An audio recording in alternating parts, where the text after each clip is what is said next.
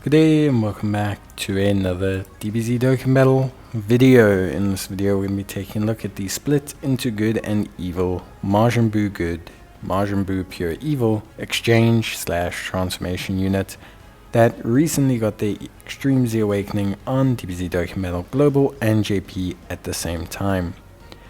So this TEQ Buu is a Majin power lead of Ki +4, attack and defense and HP of 170%, or artificial life forms categories of 170% across the board. Greatly raises attack for one turn whilst also raising defense over a couple turns, and I think overall the kit for this unit is very impressive. Now, I do think to get the best out of them you have to run them with a Majin power unit. It sounds silly to say, but that extra damage reduction is so pivotal to making them a super tanky unit. But if we take a look at the Majin Buu good form, so Ki +3, attack and defense of 150%, 50% attack when performing a super attack, damage reduction of 40%, an additional 30% if there's a Majin power category ally in the same turn, and attack and defense of 50% when there's no Majin power category enemies. Will exchange with Majin Buu pure evil basically upon the next turn. Majin, Innocence, Kamehameha, Infinite Regen, Revival, Wall Standing Tall, and Fierce Battle are the link sets. You will transform into Majin Buu pure evil, and he greatly raises attack for 3 turns, raises defense for 3 turns, and causes immense damage to the enemy while sealing.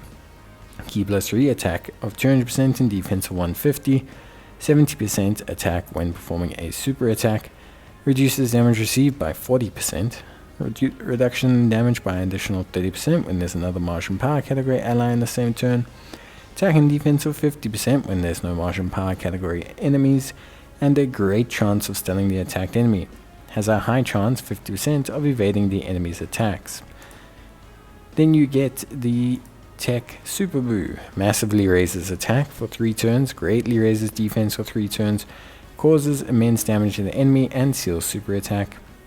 Ki +4, attack of 250%, defense of 200%, attack of 100% when performing a super attack, reduction in damage received by 50%, reduces damage received by an additional 20% when there's another Majin power category ally attacking the same turn, an additional attack of 50%, and a chance of performing a crit, plus 25% per rainbow key sphere obtained. So there's a huge offensive difference. So let me start by saying this. The difference between Majin Buu good and Majin Buu pure evil is not too insane. A little bit more offensively sound on the Majin Buu pure evil, but definitely a much better defensive unit. You have the same level of damage reduction, but slightly higher defensive gain due to the fact that you now have the high chance of evading the enemy's attack, and you can also raise defense for up to 3 turns. Right off the bat, the starting defense is also not bad in any way, shape or form. So the starting defense of the unit is pretty decent. Remember, 70% damage reduction is quite huge. 70% damage reduction works after calculation defense. So for example, if there is a 3 million super attack and it's hitting your unit that has 200k defense, to cut a long story short, you would then only take 30% of that. So that would mean you would be taking around 600k. It's not a perfect science, but the main thing is that you reduce damage received by quite a lot. Factor in that the defense of the unit goes up quite a bit when they're super, and it's quite important. Now, of course, Evil Buu, definitely much more sound defensively. You've got that 3-turn raising defense, which is very pivotal, and you also obviously have that high chance of evasion. That high chance of evasion is really what elevates Evil Buu to being a much more dominant offensive force, or defensive force I should say, because it allows him to basically avoid a ton of damage. Now Evil Buu does have a bit of a change in the link set though. So the most crucial links I find between all 3 forms are Majin, Infinite Regen, the Wall Standing Tall, and Fierce Battle. Those are by far and away the most important links. If you can get those 4, you're basically good to go no matter what the form is. You don't have to prioritize anything else. As you can see, offensively, a little bit of a boost. We went from like 7.7 million to 8.8, 9 million attack stats, and even encroaching on 10 mil. In terms of build, I do think additional is probably the best for this unit. Feel like you can go for a full-on additional build. It benefits all three forms. Not only do they all benefit from the fact that they'll then be able to obviously potentially maintain more defensive stacks, but also, right off the bat, the final form definitely benefits the most due to the potential crit chance you can get. However, obviously you might want to consider some crit, because Super Buu does take a while to get out, so having a little bit of crit will help out, and especially since you need Rainbow Orbs still, so no Rainbow Orbs, no party with Super Buu. However, you could also consider evasion. It's one of those units whereby there's no real horrendously wrong way to build them, but I do think for me, like when I'm building them, I'm going additional first, then a little bit of crit second. That's kind of my build, and I might even throw like tiny bit of evasion on there just to help out Super Buu.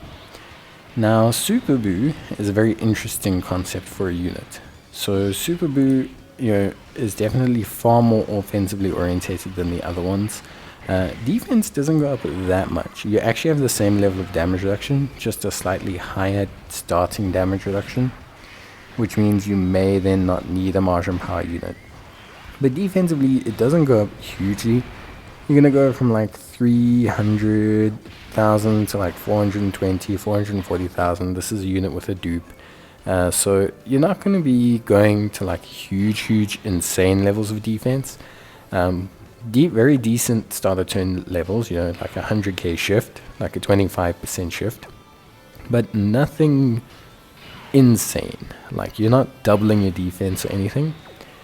But, I mean, you're increasing your defense a lot, but offensively, a huge jump up. Like, we're talking potentially over double the attack stat. Like, you're going to see him hit a 22 million attack stat or something like that.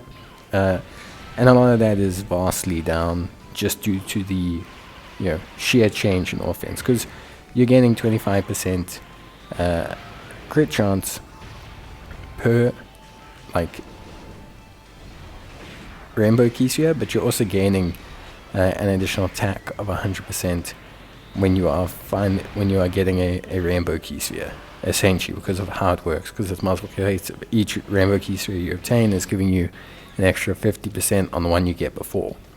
So he's really ramping up the offense when he becomes Super Buu, to the point where it's, I don't want to say obnoxious, but it is very clearly the big difference between the forms. You lose the evasion, but the sheer number of like offensive buffs you're gaining is pretty high. Like, it's pretty crazy out there. Of course, in an ideal world, you would get like evasion as well, or guard or something. But I think this is just about enough of a payoff. Like, the switch over from Evil Buu to Super Buu pays off because of just the sheer damage that you get as Super Buu. Now, you don't get any regen or anything, but you should have more than enough, depending on who you're linking with. His final link set's pretty decent, with Metamorphosis, Infinite Regen, Fear and Faith, Wall Standing Tall, Fierce Battle, and Margin. In terms of, like, just general, links and abilities, like I said, you want to focus on Margin, Infinite Regen, Wall Standing Tall, and Fierce Battle, as those are the only ones that don't change the whole way throughout. In between that, you can kind of focus on whatever you want. Kamehameha in the base form. I wouldn't focus on Revival, because that key link drops away quite a lot. Fear and Faith is definitely also pretty solid, because Evil Buu and Super Buu both have it, which is something that's pretty good. And Brutal Beatdown is also something that's quite solid, because they both have it as well. He's going to link pretty good with any kind of Super Buu, Buu Han, any Buu really. I mean, 4 links will be solid across most Buu units, and you're going to get a lot of value out of that. So yeah, overall, definitely worth link leveling as well. Margin is a huge link from a link leveling perspective, so is Infinite Regen, so is Fear and Faith, well, not so much Fear and Faith, so is the Wall, Metamorphosis as well. So there's a lot of really strong links that this unit can benefit from. All in all, I think a great unit. I think a great EZA. Definitely exciting to see where the unit goes from here and what people manage to do with him. But for me, Great unit, great EZA, and the final missing piece, 2 Majin power, and I think they needed it. I think it's a really great pickup for that category, and I think it's elevating that team to its really quite strong situation that it's in right now. We're like 1 Kid Buu unit away from having the perfect Majin team almost. So very good stuff. But yeah, that's it from me. Bye.